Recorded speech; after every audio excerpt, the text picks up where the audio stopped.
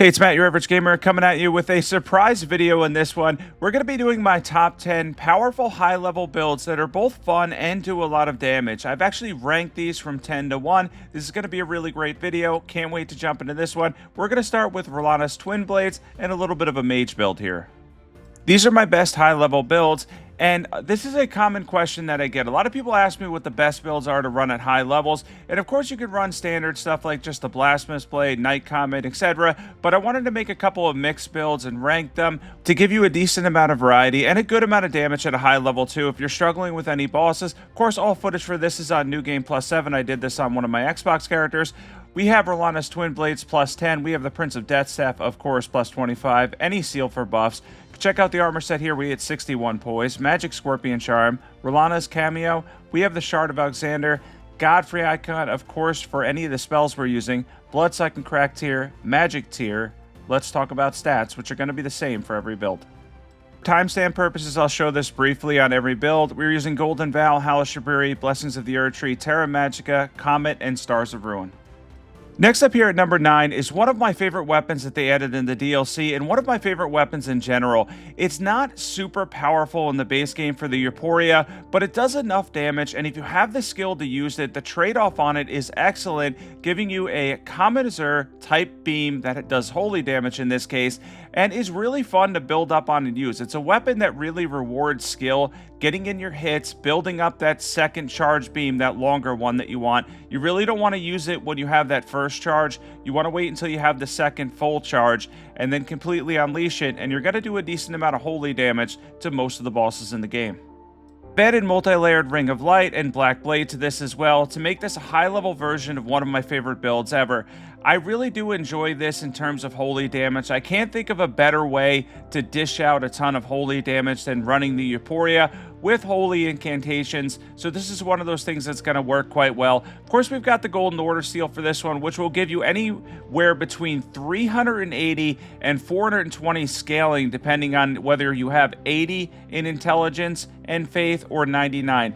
Keep in mind, throughout this entire video, I have 80 in all damage stats. Between 81 and 99 is a very small difference. So if you're at max level, you can do all these and you're just going to do a little bit more damage. They're all the same. You wouldn't really change anything from 81 to 99. Let's jump into equipment, stats, everything you need to know for an awesome Euporia build. And we have the Euporia plus 10, of course. We got the Golden Order seal, of course.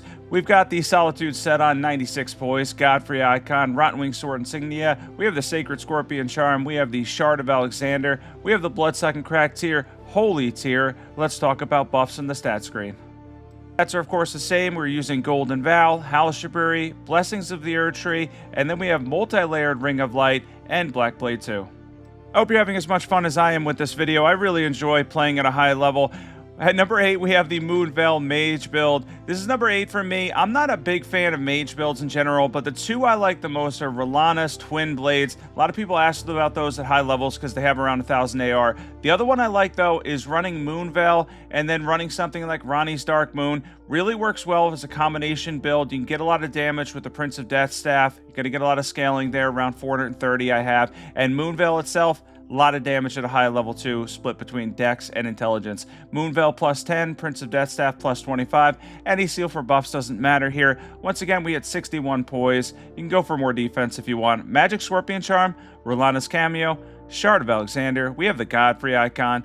We have the Bloodsucking Crack tier, the Magic tier. We're using Sleeping Pots there to stun the Godskin Apostle. And then in the stat screen real quick here, same as usual, Golden Vow, Halashaburi, Blessings of the Erdtree, Ranni's Dark Moon, and Terra Magica. And next up here at number 7, we have the Rivers of Blood Dragon build. It's a very simple one and probably one that's been done a ton of times before, but for me, I actually like the Rivers of Blood at high levels. Now, this dragon is ridiculously resistant against everything. If you ever look up this dragon's resistances, it's absolutely absurd. It's one of the few that's not weak to pierce. It has very weird and strong resistances against pretty much everything, so we're not going to get a ridiculous amount of damage with the Rivers of Blood here. We will get a good amount of damage, though. Most bosses, though, you'll face with the Rivers of Blood at high levels, you're going to get a good amount of payoff, though. That's when it really still pays off, and you don't notice the nerfs as much when you have 80 Arcane and 80 Dexterity. And, of course, we're mixing in Dragon incantations as well. This is one I definitely recommend trying out if you like the whole Blood Arcane type vibe. I have 2 of these type builds. The next clip's going to be one similar to this one that I like running a little bit more than this one. But overall, I still have fun with the Rivers of Blood if I'm playing at a high level. Round 150, when I do most of my builds, I'm not that big a fan of Rivers of Blood because it really does get beaten out by standard double slash on something like the Nagakiba. In this case, though, at a higher level, you just get a lot of damage from the Rivers of Blood because you have 2 scaling stats. You get more bleed build up, more fire damage, all that good stuff. Let's jump into equipment, stats, everything you need to know. And we have the Rivers of Blood plus 10. We have the Dragon Communion Seal plus 10. You can check out our armor set. We use this a lot here. We got 61 poise, decent amount of defense. Lord of Blood's Exaltation. You can add the White Mask to any of the bleed builds. Rotten Wing Sword Insignia, Shard of Alexander, Melissen's Prosthesis. And then we have the Bloodsucking Crack tier, Thorny tier. I put these how I would run them. I don't really use the White Mask because it doesn't really fit with anything. Same stats, Golden Vow, House Shabiri, Blessings of the Erd Tree, Dragon Ice, Dragon Maul or Dragon Claw is good too, and then Borealis' Mist or the Magic one. And at number 6, we have the other one. That's the Repeating Thrust Dragon build. This one I prefer more so because in Blood Affinity at a high level, you will get over 800 AR with the Great Katana, as well as 141 bleed buildup. It's absolutely absurd. Now again, we're dealing with a dragon that's fairly resistant. I didn't have a lot of bosses available on this character when I went to do this video, and a lot of people were asking me what's best at a high level, so I put this one together quicker than I did with most of my videos because these are builds I like running and have ran before. But yeah, the Great Katana is absolutely absurd at high levels. You could stack a lot of damage. If only I could land it better here. But the 141 bleed buildup, Blood Affinity over 800 AR, really impressive there. I want to mention this too. The build library I made a while ago, I'm going to leave that in the description. That has 100 different builds at 150. I feel like a lot of people missed out on that were looking for stuff or requesting stuff that I've already covered. So I'm going to put that in the description below. Be sure to check that one out though. That has 100 different builds for you to try. It's pretty incredible. As far as high level builds, if you want to see more of those, definitely comment below as well. This video in particular really was just the best ones that I like and then ranking them. I did not include Night Comet or Ice Spear. They're a little bit too easy and straightforward. A lot of these, you're able to do a couple different things for each one to keep them interesting. But yeah, this was mainly to help players that are at a high level looking for the best possible build, and hopefully one of these 10 builds will suit you perfectly. Seriously, this dragon is a pain in the ass. In all seriousness, this dragon is very, very tough. More so than Bale, I think, for me. And believe it or not, Millennia ends up later in this video. She took less tries. She took me less than 10 tries. Less tries than this dragon took. This dragon on New Game Plus 7 gets an absurd amount of resistances in HP and DLC. If you saw some of the damages, like there was one point where one of the repeating thrusts did 10,000 damage. Didn't even look like it touched his health bar. I mean, it's incredible how much these DLC bosses get in terms of HP. Let's jump into equipment and stats. And we have the Blood Great Katana plus 25. There's the 800 AR, 141 bleed build up. Dragon Communion Seal plus 10. We have the Solitude set on. Lord of Blood's Exaltation, Melissen's Prosthesis, Shard of Alexander. We have the Rotten Wing Sword Insignia. For our tiers, we have the Bloodsucking Crack tier. We've got the Thorny tier too. Let's jump into the stats, which are of course the same, but I'm going to go over buffs real quick. Golden Vow, House Shabiri again. Blessings of the Erd Tree. We have Swarm of Flies, Rot Breath, and then we have Dragon Ice too.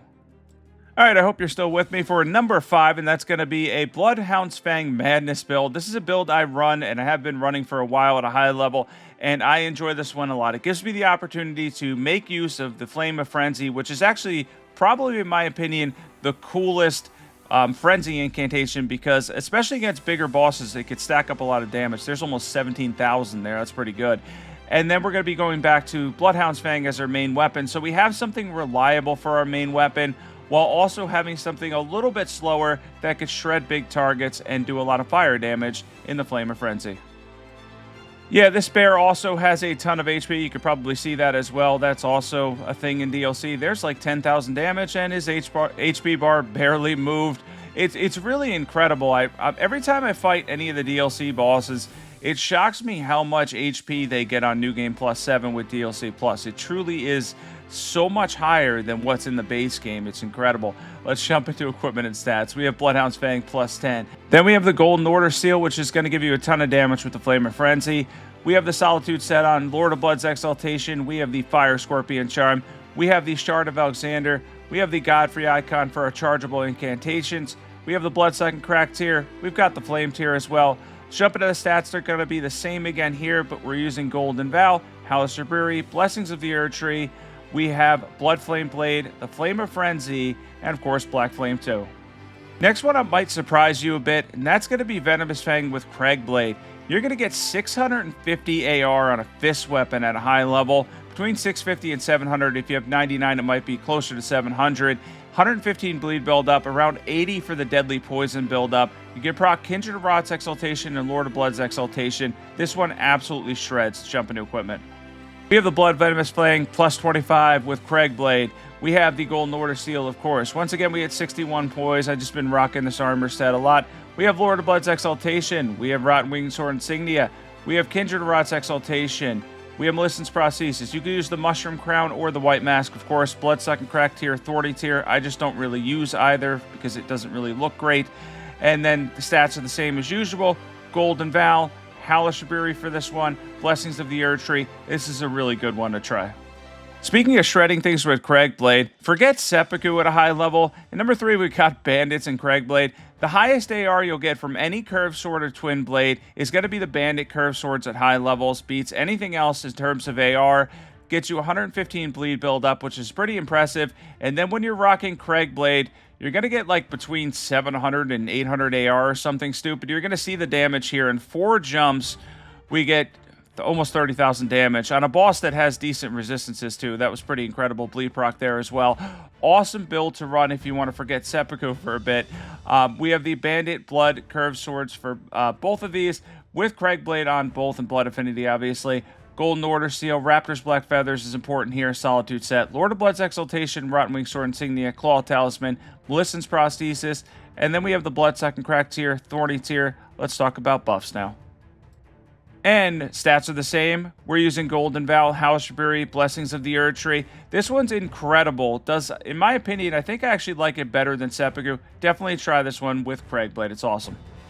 And next up, we have a Blood Lightning build. I'm going to leave the buffing order here so you can see one of the buffing orders and get an idea how this one goes. This one does add Seppuku, though, to get the Lord of Blood's Exaltation to proc for the extra damage. Now, for this one, you can actually go back to two-handing a Gargoyle's Twin Blade and do a lot of damage. This ended up working out better than expected, though. And, of course, for this one, the focus is Ancient Dragon Lightning Strike. Yeah, I love this one. We're going to do a lot of damage here. I actually expected to hit her and then switch back to the Gargoyle's Twin Blades to do a little bit of combination build that I like doing here, but I ended up getting her in a single hit. Forgot she has 0 lightning resistance, so that helps. But yeah, 20,000 damage there. She went down, new game +7.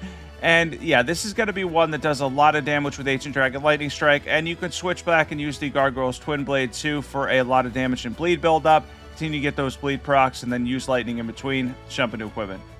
And we have the Gargoyle's Blood Twin Blade with Seppuku. We have the Golden Order Seal, Gravelstone Seal in the offhand. You can check out the armor set here. We hit 86 poise for this one, sorry.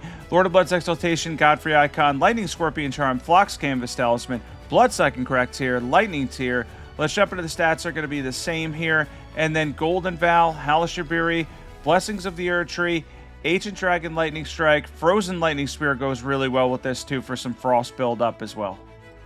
And lastly on here, we have the All-Fire Blasphemous Blade build. Of course, this is one of my favorites, an absolute classic and an absurd one at high levels. This one can burn bosses to the ground with Burno Flame and then switch back to the Blasphemous Blade to heal up and do a good amount of damage that way too. This is the best build on here in my opinion. Fire damage is great in Elden Ring. The last two, of course, you're at high level. You could use any of these, but the last two you could switch between. If a boss is fire resistant, you go back to lightning. If they're lightning resistant, you can go back to fire. Overall, though, fire, very good damage type in Elden Ring overall. You'll get massive damage from Burno Flame and a lot of healing and great damage with the Blasphemous Blade, too. It's always a fun fight doing this against Millennia. One thing I have to recommend is make sure she gets Waterfowl off at least once in phase 1 if you're trying this strategy against her in terms of Burn of Flame. If she doesn't use it, she's going to immediately use it after the Rot Flower. That makes it a lot more difficult. So if she gets it off in phase 1 at least once, she has less of a chance of doing it in phase 2, and you can avoid that a little bit. Now, for phase 2, it can get a little bit difficult, but of course, she has 0 fire resistance like a lot of the bosses in the base game. Even for DLC, fire ended up not being as bad as we expected it initially to be. Most bosses, even Mesmer, has only 40% fire resistance. You can beat him with the Blasphemous Blade. It's not that hard. Done that before. But yeah, she goes down. Blasphemous Blade, Burn of Flame, a lot of damage here. Want to state, if you have any build requests for high levels, be sure to comment them below. If you want to see more high level builds, also comment them below. If you have any 150 build requests, comment them below too. We're going to jump into equipment, stats, and then go into the ending here. We have the Blasphemous Blade plus 10, the Golden Order Seal plus 10, Giant Seal in our offhand. We have the entire Lionel set on, pretty cool there. Talisman of the Dread, Godfrey Icon. We have the Fire Scorpion Charm. We have Shard of Alexander. We have Bloodsucking Crack Tier, Flame Tier.